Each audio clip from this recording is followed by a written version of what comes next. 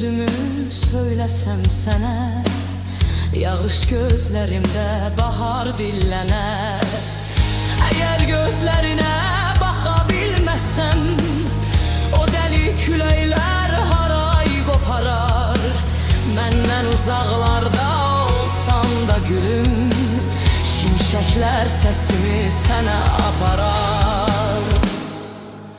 Bir gün bulut yüreğinden geçerem, bir gün senin gözlerine köçerem.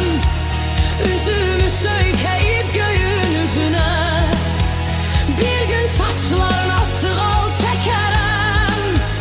Bir gün bulut yüreğinden geçerem, bir gün senin gözlerine köçerem. Üzümü söykeyip göğün üzüne, bir gün saçlarına sığal çekerem.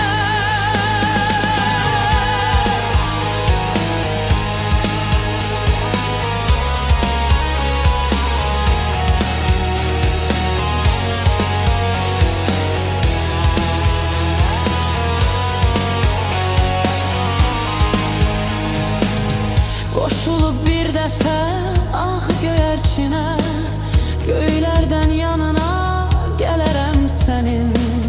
Gözünde sellener arzu yağışı, bir gün gözlerinde gülerem senin. Eğer gözlerine bakabilmesem, o deli küleyler haray koparar. Menden uzaklarda olsan da gülüm, şimşekler sesimi sana aparar. Bir gün bulut yüreğinden geçerem, bir gün senin gözlerine köçerem. Üzümü söykeyip göğün üzüne, bir gün saçlarına sığal çekerem.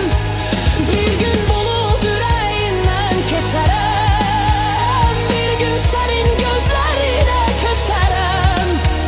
Üzümü söykeyip göğün üzüne, bir gün saçlarına sığal çekerem.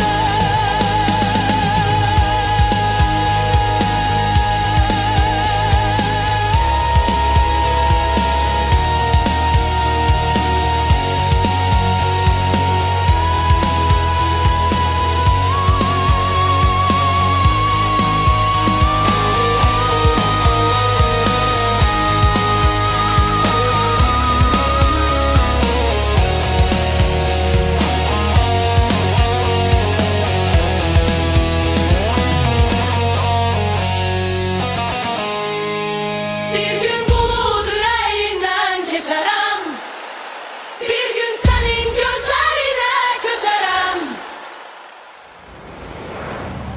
Bir gün bulut yüreğinden geçerem,